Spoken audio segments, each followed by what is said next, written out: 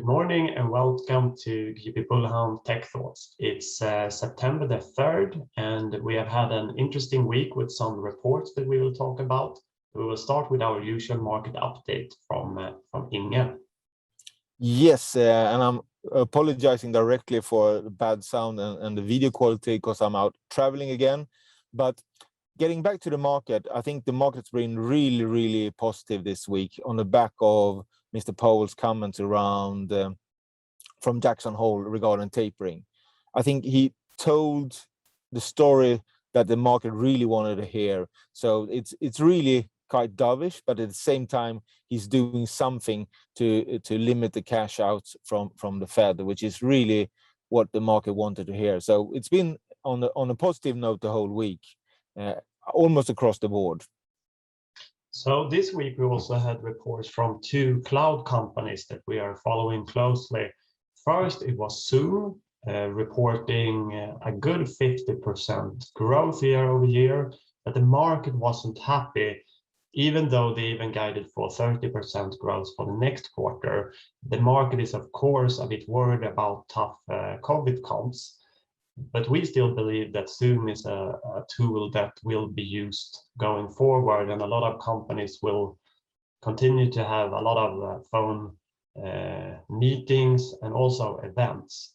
And for the quarter, they also announced a really interesting events app that is building out their offering, and also the Zoom phone is now used by 2 million users, up from 1.5 million the last quarter. So good growth there as well.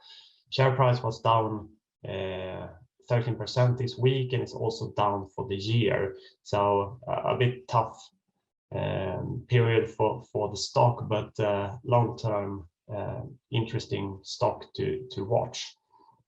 We also had a report from DocuSign that similarly grew 50% year on year. And here we believe that companies will continue to use their products and also expand what they're using it for. So a good example that the CEO talked about was a bank that was a customer of DocuSign that started to use it on their customers, and now also have it on their HR department, and also expanding it to signing contracts with suppliers, etc. So DocuSign has a 124% net expansion rate, which is really strong. And another interesting thing that happened this week was that Apple lowered or changed their rules how their app store is monetizing. So subscription services such as Spotify and Netflix can now charge clients outside of App Store, and hence they don't need to pay the 30% commission to Apple. This is after a lot of lawsuits in markets like Japan, South Korea, but also in EU and the US. So this is causing some pressure on Apple, but this type of subscription only accounts for around 13% of the revenue, according to Sensor Tower. And I think that's it for the week. See you next week.